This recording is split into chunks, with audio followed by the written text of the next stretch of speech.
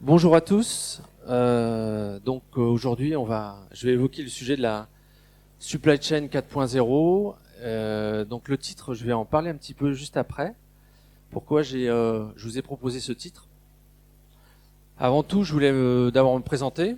Donc je m'appelle Samuel Éveillé. Je suis directeur technique et nouvelles technologies chez Teamcode.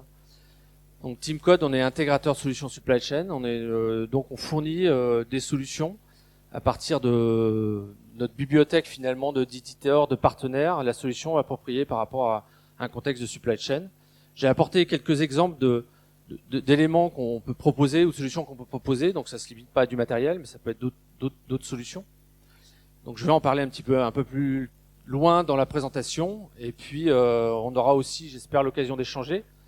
N'hésitez pas à préparer votre smartphone. Je vais faire un petit sondage tout à l'heure en live. Vous verrez un QR code qui va apparaître. L'idée, c'est d'essayer de faire un petit peu d'interaction avec vous. Donc, on verra ça tout à l'heure. Alors, je voulais revenir sur ce titre parce que je voulais vraiment essayer d'évoquer deux aspects dans ce titre qui sont importants. La partie supply chain 4.0 fait référence vraiment à la notion de technologie. Et la deuxième partie correspond à votre activité métier.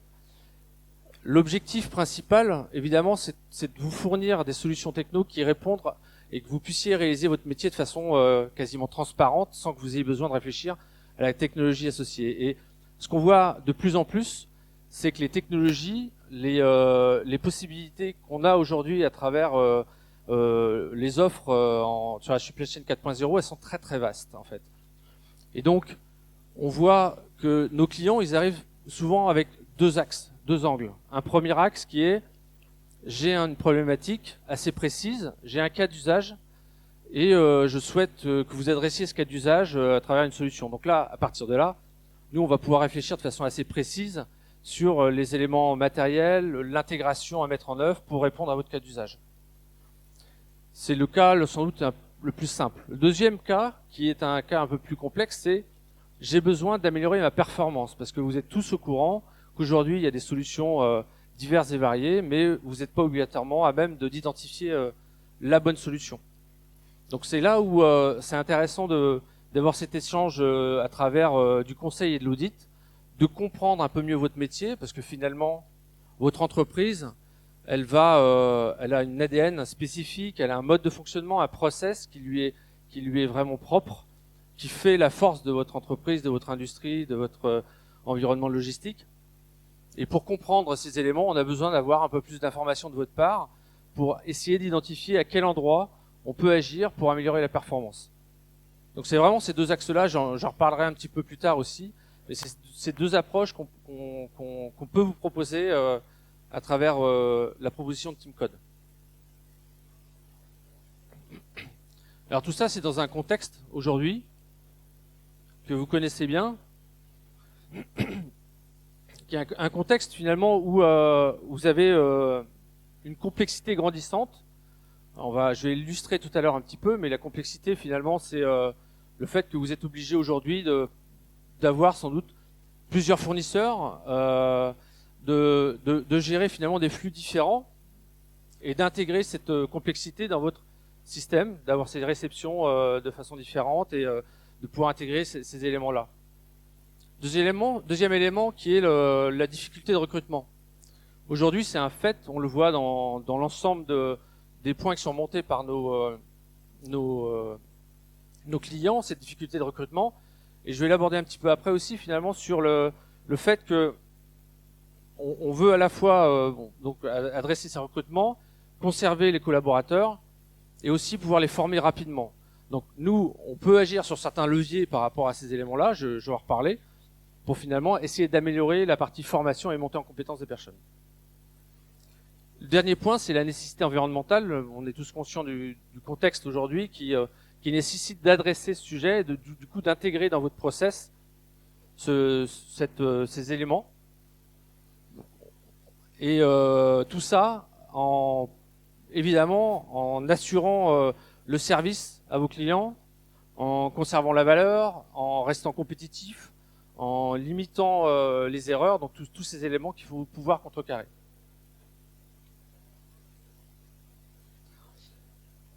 J'ai repris ce slide qui m'a été présenté récemment, cette diapositive qui m'a été présentée récemment, qui illustre un petit peu ce qui se passe depuis quelques années à travers la présentation de The Economist. On voit finalement qu'en 2021, on avait un certain nombre de problématiques autour du Covid, qui finalement provoquaient des ruptures sur les chaînes logistiques.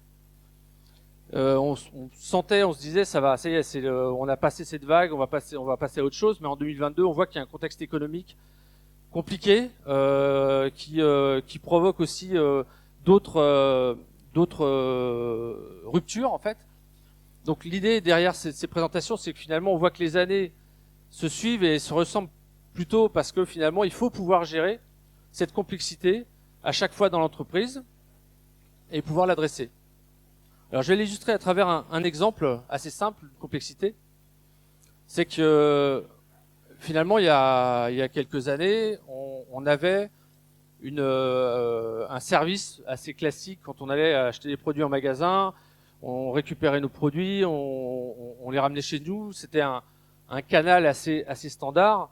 Et ce qu'on a vu finalement arriver, c'est que on a aujourd'hui une capacité de commande très variée, une capacité de récupérer ces produits très variés, de les livrer, de les réceptionner.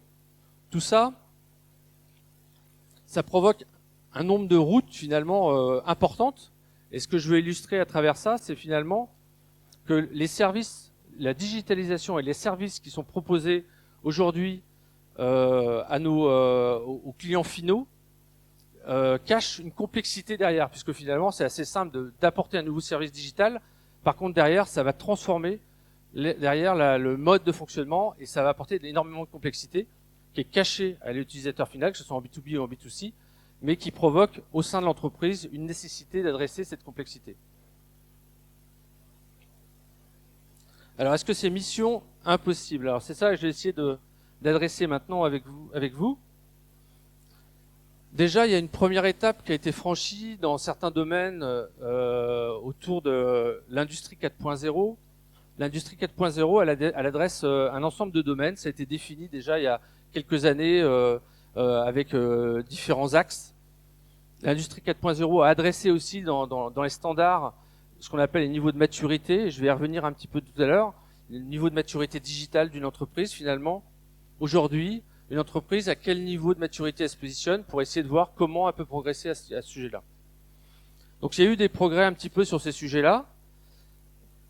Il y a eu une prise de conscience des entreprises sur le fait que, à travers ces chiffres qu'on peut voir ici, la digitalisation elle est nécessaire pour rester compétitif. Donc ça, je pense que la prise de conscience est claire et on l'a vu à travers la crise Covid.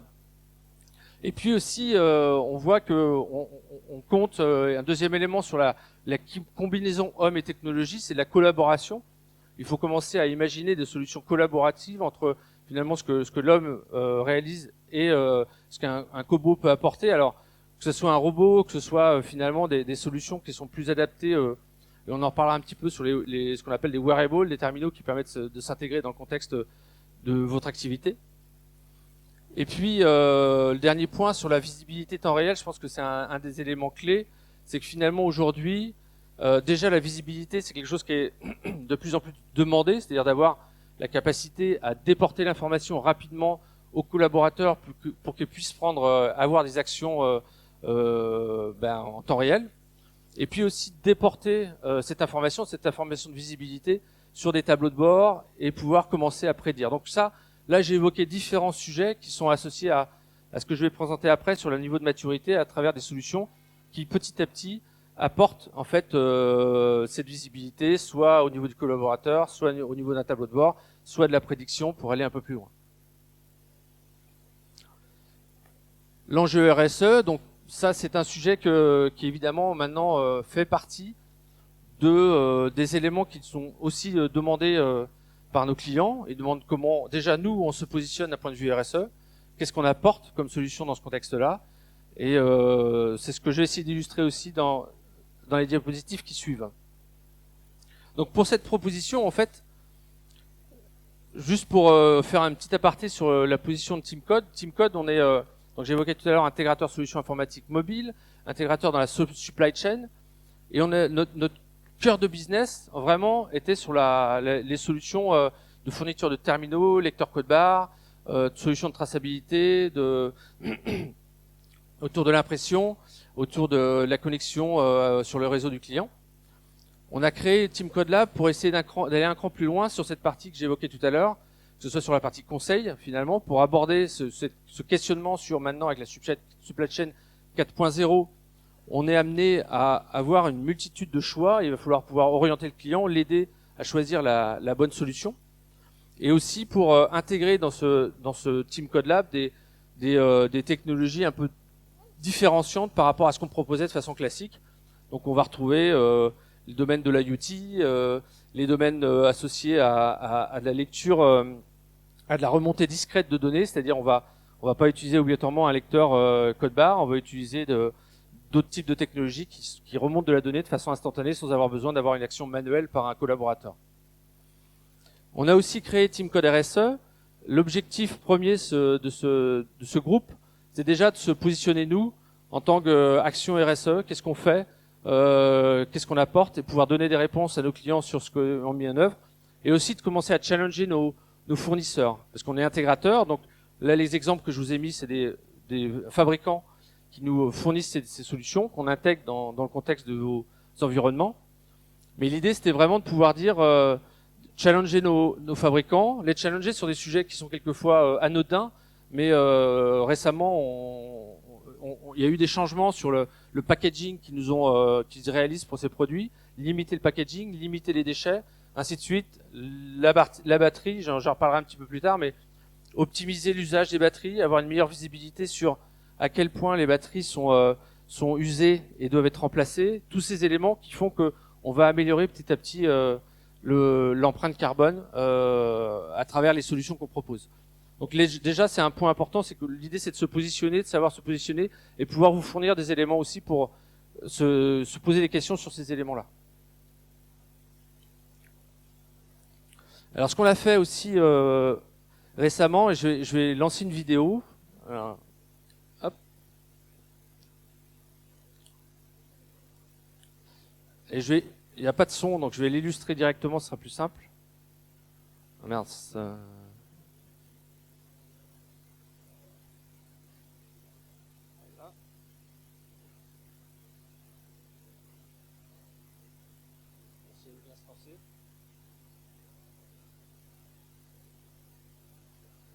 Excusez-moi.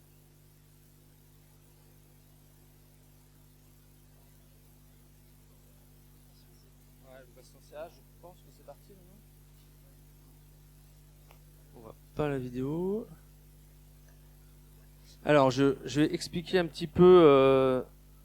En fait, la vidéo qui va s'afficher correspond à un événement qu'on a fait où l'objectif de cette vidéo a été d'intégrer différents cas d'usage.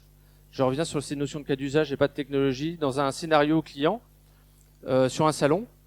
Et donc, on embarquait les clients dans une histoire en imaginant qu'ils étaient projetés en arrivant dans un entrepôt, ils récupéraient du matériel. Donc, vous pouvez montrer des solutions associées à ça. Ils commençaient à réaliser du picking, donc des solutions différentes pour réaliser du picking. Après, ils passaient en intralogistique. Et on avait donc imaginé cette scénarisation pour montrer différentes technologies. Et c'est pour revenir un petit peu à ce que j'évoquais tout à l'heure, c'est que vous avez une vision métier, vous avez pas obligatoirement la vision de ce qui est possible de mettre en œuvre en termes de technologie, et c'est à nous d'essayer de vous projeter dans ces éléments-là. Et donc l'idée à travers... ça marche pas ? Bon.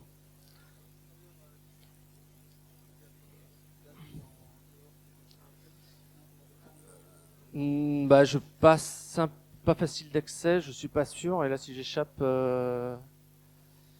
ça fonctionne pas. Ouais. Hop, bon, c'est bizarre, ça fonctionnait. Ouais. Si je mets fin au diaporama, là, ça a fonctionné, je pense. Ouais. Bon, on va rester sur ça pour l'instant. Je suis désolé. On n'est pas sur le diaporama, et donc. On va retrouver les éléments que j'évoquais tout à l'heure. C'était sur le Salon international du transport et de la logistique. L'idée c'était de scénariser ces différentes étapes. Donc là je vais pouvoir vous les expliquer.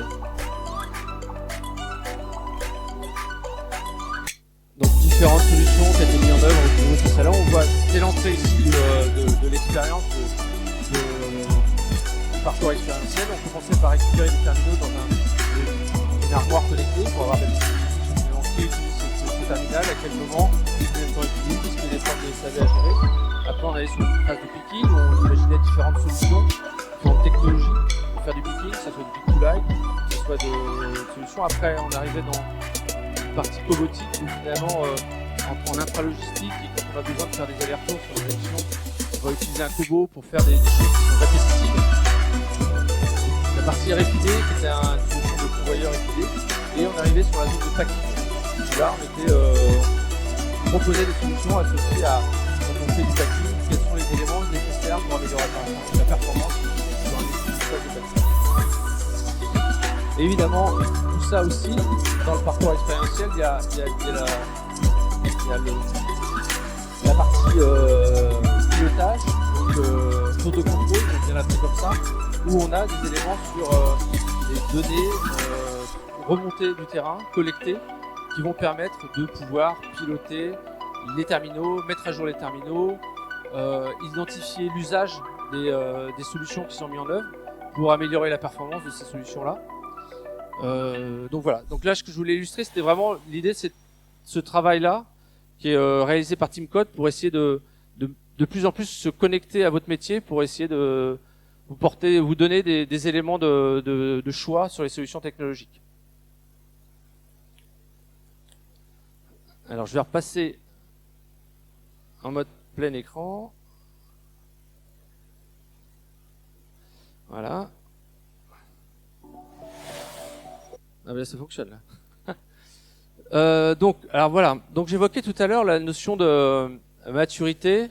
C'est des choses qui sont pas nouvelles. Hein. Il y a eu pas mal de choses de présenter autour de l'industrie 4.0 sur la notion de maturité, mais aujourd'hui, dans le domaine de la supply chain, c'est un travail de fond qui est réalisé de plus en plus pour essayer d'imaginer comment vous projetez dans ces notions d'innovation.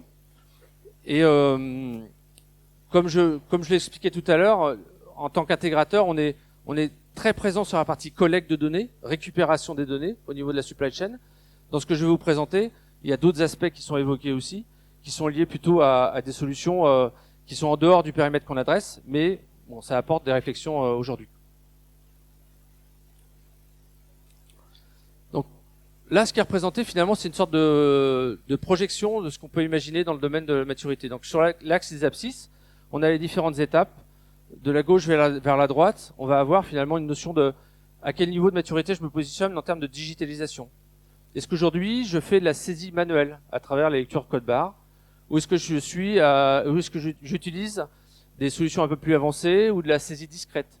Je vais illustrer chaque élément tout à l'heure à travers la présentation. Et sur l'axe des ordonnées, on a un peu la notion de valorisation de la donnée. C'est-à-dire qu'à partir du moment où on l'a collectée de la donnée, elle est peu valorisée, elle est juste récupérée. Et plus on va monter dans la chaîne de valeur, plus on va la valoriser et plus on va lui donner une importance. Et du coup, on va pouvoir permettre de l'utiliser de façon beaucoup plus efficace.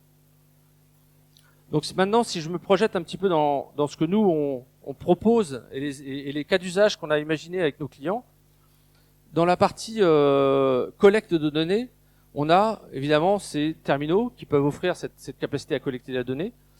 On a vu une révolution il y a quelques années avec un basculement vers Android et maintenant un usage massif des solutions Android sous ces terminaux, ce qu'on voit sur la gauche. On a aussi des évolutions majeures sur ce qu'on appelle, alors on parle ça souvent des lecteurs scanners et des lecteurs scanners, mais ce qu'il faut savoir, c'est que derrière ces lectures, c'est ni plus ni moins que de la lecture, ce qu'on appelle de l'imager, c'est-à-dire qu'on capte de l'image en fait, et c'est ça qu'on va traiter derrière. Et ces solutions de capture imager, elles sont de plus en plus en fait adaptatives, c'est-à-dire que par le passé, on était obligé d'utiliser différentes gammes de matériel pour faire de la lecture proche ou les plus lecture à très grande distance. Aujourd'hui, avec les scanners, je les appelle comme ça quand même, on est capable en fait de pouvoir avoir cette auto-adaptation sans avoir besoin de changer de terminal. Il va y avoir une sorte d'autofocus qui va se faire instantanément et qui va capter, qui va permettre de réaliser ces opérations. Ce qui permet finalement d'optimiser le matériel qu'on utilise aussi. La troisième image, c'est intéressante, c'est sur ce qu'on voit sur la partie modernisation, c'est-à-dire que aujourd'hui, vous avez peut-être un système en place. Alors, suivant votre contexte, vous êtes peut-être un système de type émulation, ce qu'on appelle de l'AS400, l'image de gauche avec les écrans fond noir et écran vert. Vous avez peut-être une solution web. Bon, à travers les solutions qu'on propose, on est capable de ce qu'on appelle de moderniser, c'est-à-dire de transformer l'information qui est à gauche en écran webisée, c'est-à-dire qu'un utilisateur, déjà, je parlais un petit peu tout à l'heure de la notion de montée en compétences et de formation. Un utilisateur qui va arriver dans une entreprise qui est habitué à utiliser des smartphones, quand il va voir un écran noir avec du fond vert, fond noir et voilà, il va se dire je suis pas habitué, comment j'utilise ça. Alors que s'il se trouve sur une page web, tout de suite, il va pouvoir prendre en main le terminal assez rapidement, surtout un smartphone, sachant que du coup, on bascule sur un mode tactile, puisque là, on est capacité d'utiliser les modes tactiles. Donc il y a ça. Ensuite, sur ces solutions qui sont c'est des solutions qui sont complètement intégrées sur le terminal, ce qui fait qu'il n'y a aucun impact sur votre système d'information, ce qui est important en termes d'impact d'intégration. Et aussi, ces solutions, elles peuvent vous apporter des services supplémentaires, même sur une solution webisée, puisqu'on va pouvoir utiliser des services du terminal qu'on pourra intégrer à votre solution sans modifier votre interface web, mais en apportant des services de prise de photos, par exemple, sur une certaine page de votre service web, sans modifier votre système d'information. Donc tout ça, c'est des mécanismes qui permettent finalement d'améliorer l'ergonomie, d'améliorer la performance, sans changer quoi que ce soit sur votre système d'information. Dernier point que je voulais évoquer en illustrant ici à travers une imprimante de ticket, enfin ou de code barre, c'est le fait que sur ces solutions de mobilité, on a aussi ce qu'on appelle des solutions. Alors en termes d'innovation, là, on a ce qu'on appelle du linerless, c'est-à-dire qu'on est capable d'imprimer des étiquettes sans support, ce qui évite les déchets. Donc ça, c'est un peu un lien avec ce que j'évoquais tout à l'heure sur la notion de RSE, c'est-à-dire finalement ces imprimantes aux mobilités on va avoir que l'étiquette et on n'aura plus les liners qui vont traîner partout par terre, et ça soit sur ces imprimantes mobiles ou sur d'autres types d'imprimantes. Donc l'idée étant de limiter au maximum les déchets à travers ces solutions-là. Donc ça, c'est le premier niveau de maturité que j'ai évoqué. Deuxième niveau, c'est on va commencer à vouloir gérer un peu plus de volume. Donc il va falloir qu'on soit sans doute un peu plus efficace et qu'on va du coup commencer à réfléchir à des solutions. Alors c'est illustré ici, des solutions de mobilité type ce qu'on appelle dans notre jargon les wearables, donc des jargons anglais, des terminaux qui sont finalement embarqués sur le bras avec une bague. On voit aussi maintenant des solutions qui sont sur des paumes. On voit des montres apparaître. Donc on a toutes ces solutions qui finalement permettent à votre opérateur de pouvoir s'affranchir de la contrainte et d'avoir les mains libres et de pouvoir travailler de façon beaucoup plus efficace. Alors, évidemment, c'est pas toujours adapté à tous les contextes. Il faut aussi réfléchir à votre contexte. Ce qu'on peut voir aussi, c'est l'affichage tête haute. La personne avec le casque, c'est des solutions qu'on pense à avoir, et on a un POC en cours d'ailleurs sur une solution comme ça où le cas d'usage que je peux vous traduire, vous expliquer aujourd'hui, c'est une société qui nous a demandé de pouvoir, quand elle arrive chez une autre société, de pouvoir identifier les poubelles et de savoir quel type de poubelles et dans quel état sont les poubelles. Typiquement, l'application sur le terminal, en fonction du contexte, va pouvoir automatiquement afficher des informations pour que l'opérateur puisse dire bon, la poubelle est remplie à 80%, celle-là est abîmée, celle-là, et voilà, donner des informations. Donc c'est un service qui est proposé par cette société à d'autres entreprises pour offrir l'état opérationnel de ces poubelles. Et du coup, l'opérateur a les mains libres et a la capacité d'utiliser cette solution. Donc l'affichage tête haute, c'est vraiment ni plus ni moins qu'un terminal, sauf que l'affichage se retrouve au niveau des yeux. On peut l'enlever parce que en termes on a vu beaucoup de solutions de lunettes où ça peut être gênant au bout d'un moment d'avoir ces informations devant les yeux, alors que là, on peut enlever le système, on peut fonctionner complètement en autonomie et utiliser tous les services qu'on peut avoir sur un terminal. Quand on veut gérer plus de volume, on a nécessité aussi à finalement commencer à avoir beaucoup plus de terminaux, de solutions installées, et on voit en haut là l'écran qui correspond à ce qu'on appelle des solutions qui permettent de piloter un panel de terminaux, d'imprimantes, et de pouvoir mettre à jour ces terminaux à distance et de pouvoir avoir de la visibilité sur l'opération et l'usage de ces terminaux. Quand on met en place ce qu'on appelle des MDM chez des clients, la première chose qu'on détecte, c'est qu'ils se rendent compte qu'il y a un certain nombre de terminaux qui sont pas utilisés, en fait. Ils se rendent compte qu'il y a des terminaux qui sont mis dans le placard. Ils disent, c'est bizarre. J'ai un parc de 200 terminaux et il y en a 15 qui sont inactifs depuis une semaine. En fait, c'est la première information qu'on a. Alors évidemment, c'est pas la seule, parce qu'après on peut mettre à jour, ce que j'évoquais tout à l'heure, et on le verra après aussi, ça apporte d'autres services. J'ai évoqué tout à l'heure Android, et j'ai juste évoqué ça, Android Enterprise Device Reseller. Aujourd'hui, Android a révolutionné un peu la façon de gérer les terminaux dans les entrepôts, puisqu'ils ont défini à travers Android d'entreprise des standards. Et du coup, TeamCode, on a été certifié par Google pour pouvoir déployer ces solutions. On a une personne qui a passé un niveau expert qui est assez élevé chez Android pour nous permettre d'avoir ces échanges privilégiés de support avec Google. Et ce qui est intéressant dans ce qu'ils ont mis en place, c'est que ils ont imaginé aussi, ce que j'évoquais tout à l'heure, la notion de modularité. C'est-à-dire que dans Android Entreprise, on peut avoir un terminal qui peut être à usage assez classique, on va dire unique pour un métier, mais on peut imaginer un terminal où finalement on va avoir une partie métier, une partie perso. Et on peut aussi imaginer un terminal, et ça c'est dans les fonctions d'Android Entreprise, qui adresse un travail partagé. C'est-à-dire que, comme je l'évoquais tout à l'heure, les terminaux, ils peuvent s'adapter maintenant à différents contextes. Ça peut être sur le bras, ça peut être à main. On peut rajouter une poignée. Et donc, ça veut dire qu'aujourd'hui, un terminal, avec la notion Shift Worker que propose Google, on va pouvoir dire, à partir de là, je veux basculer mon terminal en un usage qui soit beaucoup plus, je veux faire du picking, ou je veux faire un inventaire, ou voilà. Et du coup, de proposer l'application correspondante associée à ce contexte-là.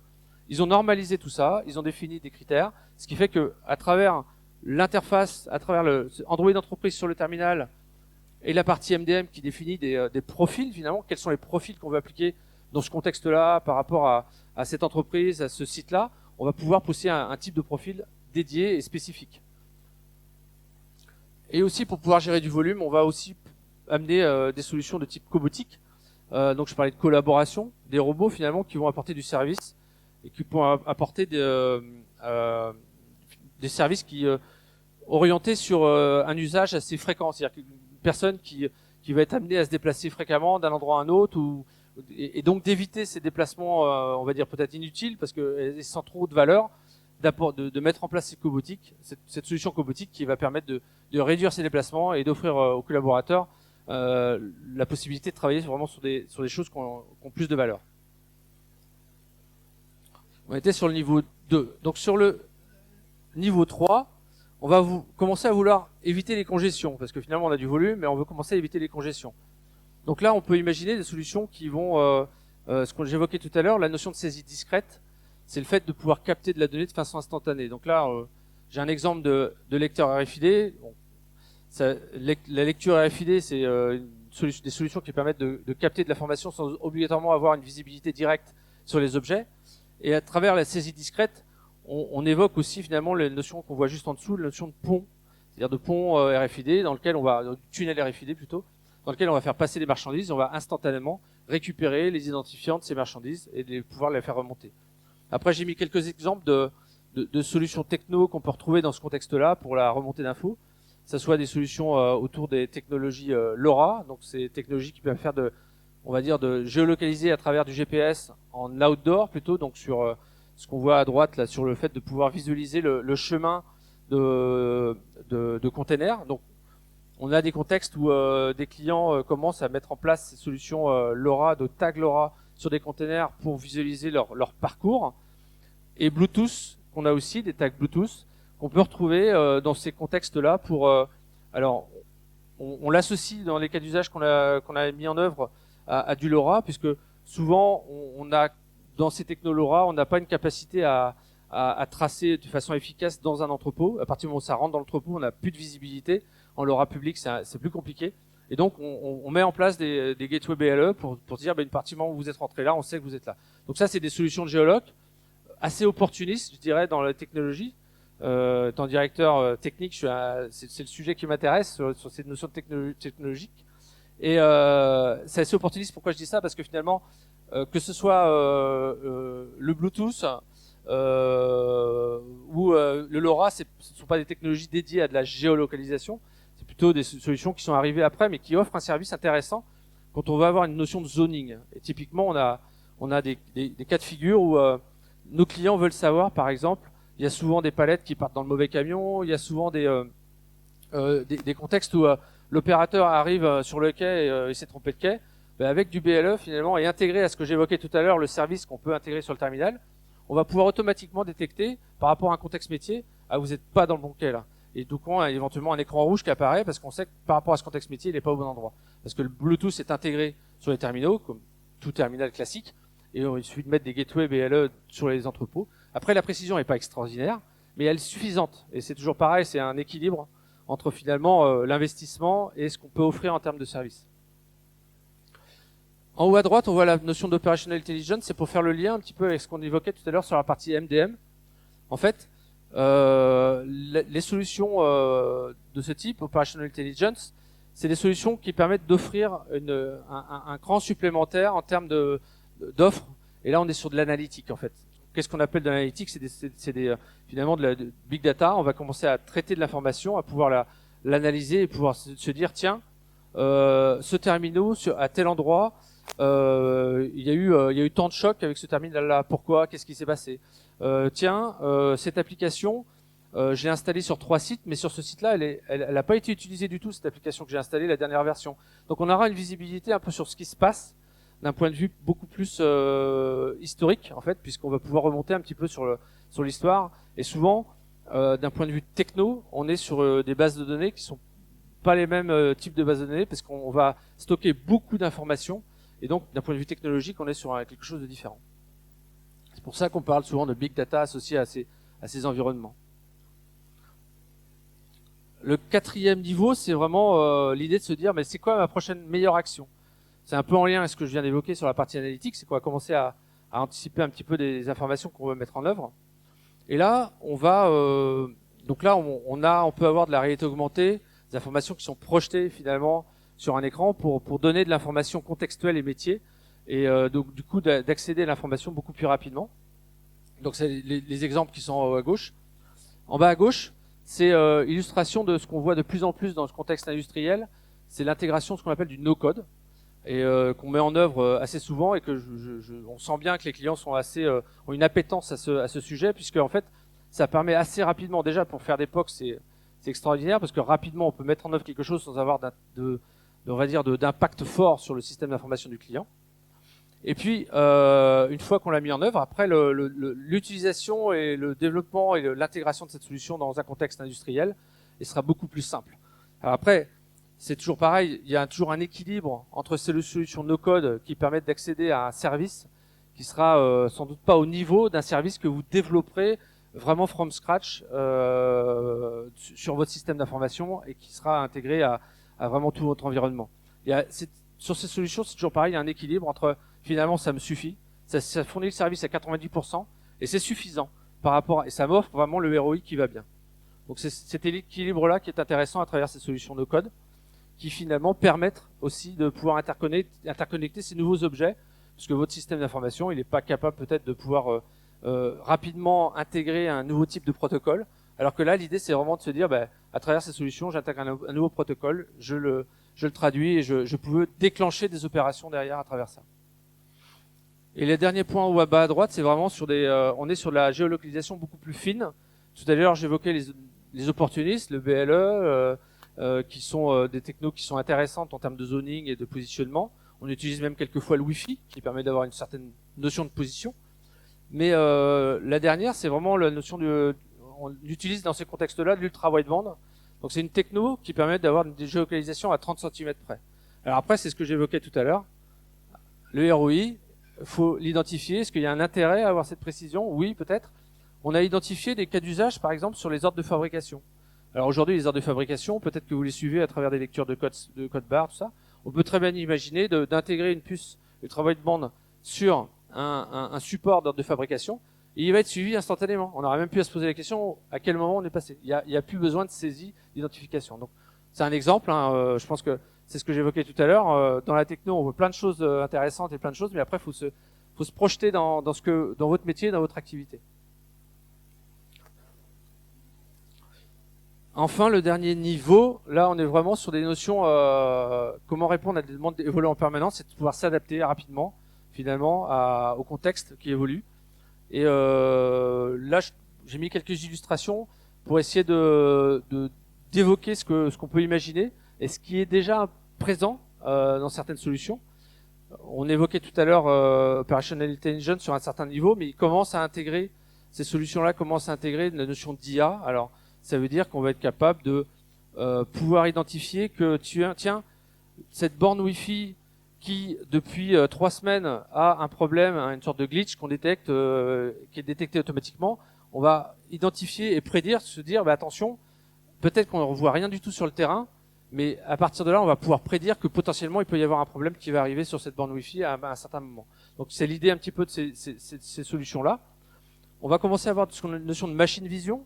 Vous voyez sans doute ça beaucoup déjà dans le domaine industriel, mais déporté dans la supply chain, on va pouvoir identifier des espaces vides, se dire tiens, il y a un espace vide ici, on veut pouvoir identifier assez rapidement et remonter cette visibilité. Là, c'est ce qu'on voit un petit peu sur la gauche. Le machine learning, c'est alors je vais vous donner un exemple récent qu'on a mis en œuvre dans le contexte de machine learning qui était intéressant, parce que on peut imaginer le machine learning, ça peut faire peur, on peut imaginer des choses assez extraordinaires. Là, c'est vraiment un cas assez simple et assez basique, mais ça permet de projeter l'information. C'est de se dire, on a un client aujourd'hui qui a une problématique d'association sur une étiquette de 2 informations, un code barre et des chiffres dans une suite de numéros. Il dit voilà, moi je voudrais que vous associez automatiquement ces 2 informations quand ça sort de l'imprimante. Donc là, on avait une imprimante Honeywell en l'occurrence qui nous a permis de capturer la photo de l'étiquette qui sort finalement de la machine. À partir du moment où on a la photo, instantanément on la remonte sur un serveur. Et dans ce serveur, comme là je vais revenir un peu sur ce que j'évoquais au début, le chiffre il est fait à partir de 0, à partir de petits points. C'est-à-dire que souvent, il peut y avoir des contextes là, des impressions où tu as des points un certain nombre de points pour faire un 0, un certain nombre de points pour faire un 1, et ainsi de suite. Le problème, c'est que la reconnaissance de caractères sur des chiffres comme ça, elle est pas géniale, quoi. Il a tendance à se paumer un petit peu. Donc du coup, on va faire un peu de machine learning là pour le dire. Si tu vois quelque chose comme ça, c'est un 0. Si tu vois quelque chose comme ça, c'est un 1. Donc c'est le premier niveau du machine learning, mais ça commence à servir à se dire finalement la machine apprend et elle va être capable du coup si elle voit un 0 qui est un petit peu différent avec un point un peu différent, elle va dire ah non, je sais, c'est un 0. Et donc du coup, après à partir de cette information, on fait de la reconnaissance de caractères, machine learning associé aux lectures de caractères et l'association de ce code barre et de ces 2 éléments. Et donc à partir de là, on renvoie ça dans la base de données des clients et on fournit le service aux clients. Donc on voit des prémices un petit peu dans ce domaine-là. On voit aussi des prémices sur les notions d'identification de zones vides ou pas vides. Et ça, c'est à partir de machine vision et à partir de ce type d'informations, ce type d'outils qu'on est capable de faire ça. Alors c'est là où je vais vous demander de travailler. Je vous propose tous de scanner ce code barre. Enfin, de scanner. Utilisez votre appareil photo. Vous prenez la photo et vous avez un petit lien. Et sur ce lien, en fait, vous allez pouvoir cliquer sur le lien et vous aurez une question. Et je vais me mettre en danger parce que derrière cette question, en fait, c'est une question pour savoir un petit peu ce que vous utilisez aujourd'hui en termes de solutions. Et derrière, il y a un sondage qui va être proposé, enfin un sondage qui a été fait sur des entreprises. Et on va voir si le sondage qui a été fait sur 200 entreprises correspond au sondage que je viens de faire parmi vous. Donc après, c'est histoire de pouvoir un peu échanger sur ce sujet-là. Donc c'est les technologies dont vous disposez. Et on va voir, donc je vais vous faire apparaître le résultat de ce que vous avez réalisé. Et puis l'enquête du PASCA. Donc le PASCA, c'est une association avec qui on travaille sur la supply chain, qui nous a fourni quelques éléments d'enquête. Donc ce que je vais faire, c'est que je vais commencer par partager vos réponses. Ouais. Ah oui, si j'avais accès à Internet, ça serait mieux. J'avais pas anticipé ça. Excusez-moi. Tac.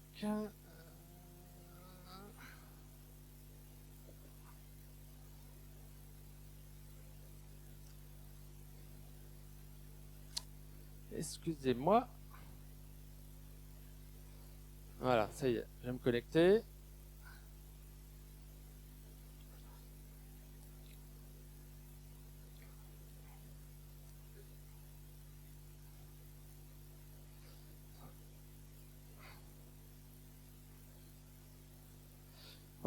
Ah merde, c'est quoi ce problème? Mince, dommage. Ah ça y est, je suis connecté, ça va s'afficher. Alors par contre, pour l'afficher, comment je peux déporter mon écran là-bas? Bon, je peux vous le montrer sinon. Hein. Alors, j'essaie de vous le montrer comme ça. Bon, je me suis mis en... Donc en fait, ce qu'on voit derrière le résultat que vous avez affiché, c'est que vous avez massivement en fait répondu sur le fait que vous avez un ERP WMS, que vous êtes plutôt pas mal équipé en terminaux code barre aujourd'hui, et que sur les autres solutions, tout ce qui est autour de l'AGV, cobotique, il n'y a pas de réponse. Sur les capteurs IoT, il y a un petit peu de réponse.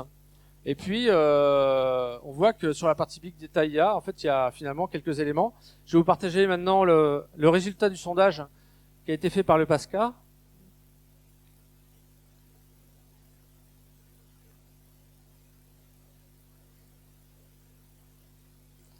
En fait, c'était pour illustrer un petit peu la notion de maturité que j'évoquais tout à l'heure. C'est que on voit aujourd'hui que on retrouve un peu les éléments que vous avez évoqués. La plupart des entreprises sont équipées de solutions évidemment de RP, WMS, qu'elles ont mis en place un certain nombre de lecteurs, terminaux mobiles, industriels. C'est une enquête qui a été faite sur 171 entreprises, que ce soit des TPE ou des grandes entreprises. Et puis on voit le niveau 2 avec quand même un petit peu d'activité cobotique et de stockage automatisé. Et les différents niveaux de maturité que j'évoquais tout à l'heure avec la partie capteur intelligent, technologie immersive et big data. Donc je vois finalement que bon, il y a une notion de big data qui est quand même un peu adressée par la communauté ici, ce qui est intéressant parce que ça veut dire que c'est des sujets qu'on va aborder, j'espère, avec vous dans un avenir proche. Sur la partie enjeux écologiques, je voulais l'illustrer à travers un certain nombre de solutions, de propositions que nous pouvons faire sur la partie comment limiter l'empreinte carbone. Déjà, les devices, les terminaux qu'on propose, ils ont une capacité, et ça c'est parce qu'il y a Google à travers Android Entreprise certifie ces terminaux à proposer des versions d'Android jusqu'à un certain niveau. Donc ça offre un service plutôt pérenne sur les solutions. Donc c'est pas super bon pour notre business, mais l'idée c'est plus de vous proposer des solutions qui soient industrielles et qui durent dans le temps.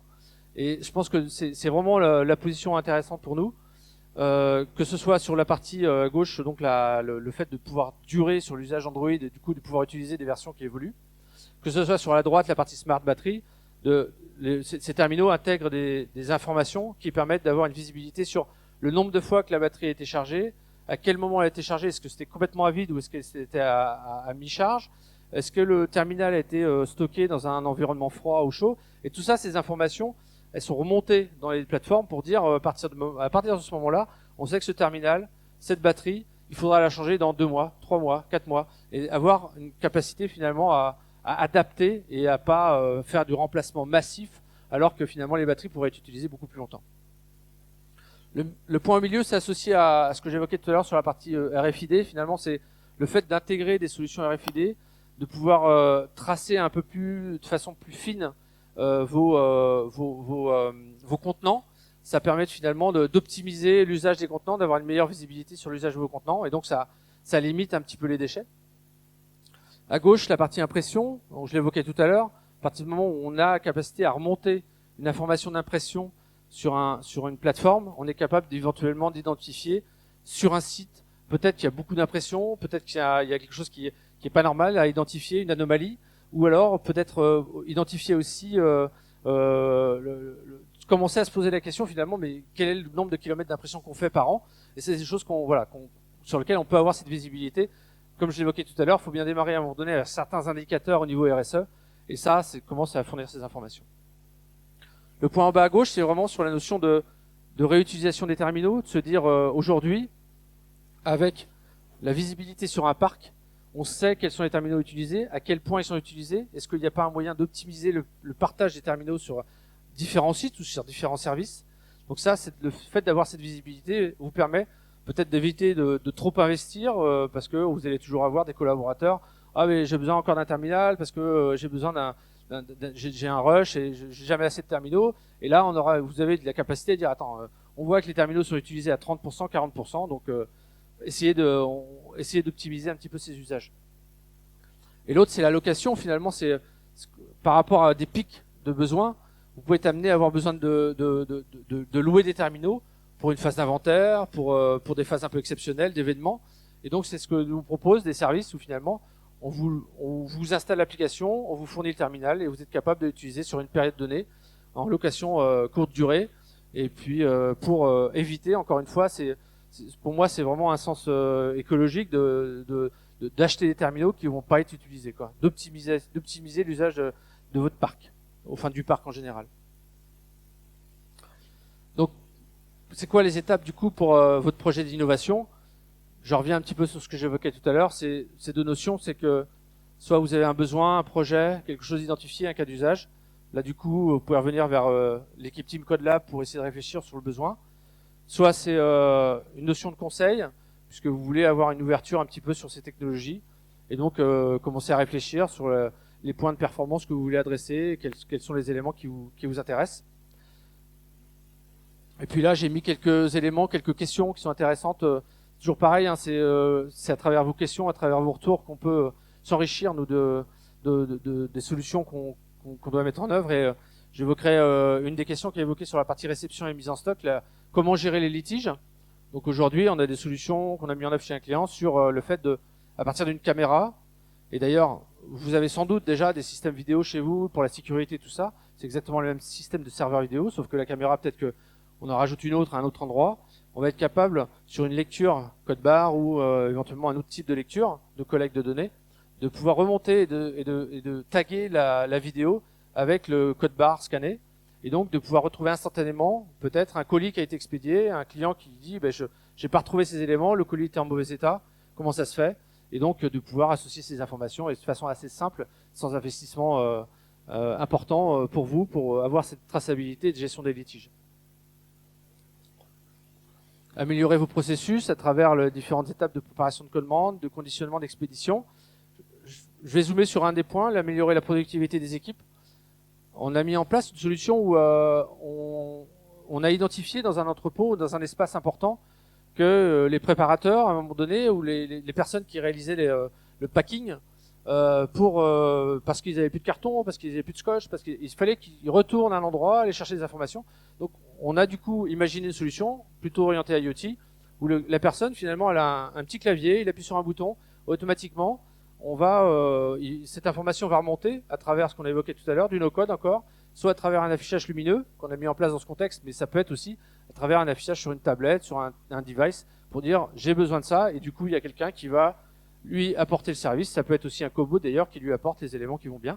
L'idée étant de limiter les déplacements et d'offrir un peu plus de productivité pour les équipes.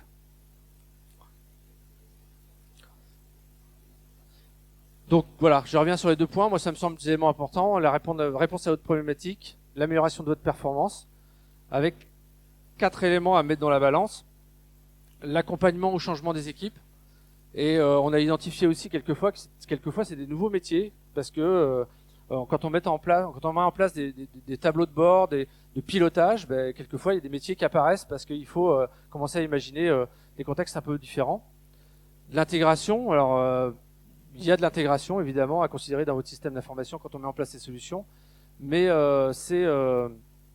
ça peut être simplifié à travers du no-code. Le retour sur investissement, évidemment, c'est un enjeu, c'est clair. Il faut voir un peu qu'est-ce que vous apporte cette solution. Ce qui n'est pas toujours évident, parce qu'on voit les solutions qu'on met en place, quelquefois, c'est pour gagner du temps. Il faut déjà mesurer combien de temps on perd, ce qui n'est pas toujours facile à mesurer.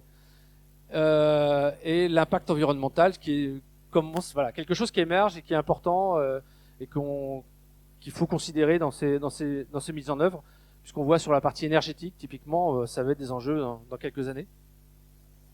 Donc maintenant, comment passer aux prochaines étapes du 4.0 ? Voilà, j'en ai presque fini. Je vais aborder les dernières notions. C'est la partie conseil. Donc là, permettre de faire un audit, arriver chez vous, aller avoir une visibilité sur peut-être les éléments qui vous intéressent, identifier des technos et surtout aussi faire des POC, donc des proof of concept, c'est-à-dire qu'on commence à installer une solution souvent décorrélés de votre système pour pas avoir trop d'impact, mais qui vous permettent tout de suite de vous projeter, d'imaginer un petit peu le service qui pourrait être offert. Et puis après vous accompagner sur la suite, puisque à travers les solutions qu'on apporte aussi, on fait de la maintenance, matérielle en France dans nos équipes SAV sur les différents types de matériel. Donc on apporte ce service et on a plusieurs agences réparties sur l'ensemble de la France. Et voilà quelques références de clients. Alors on a plus de 3-4 000 clients en France, donc on a avec une base très large en termes de que ce soit dans l'industrie, que ce soit dans la logistique, que ce soit dans le retail, que ce soit dans différentes corps de métier. Notre focus, c'est pas obligatoirement un type de vertical, c'est vraiment plutôt des solutions transverses pour aborder la supply chain 4.0. Voilà, je vous remercie beaucoup de votre attention et d'avoir joué le jeu tout à l'heure pour saisie de code barre. Et voilà, n'hésitez pas, on a un stand juste un petit peu plus loin si vous voulez compléter les informations, avoir plus de détails, n'hésitez pas à venir me voir. Merci.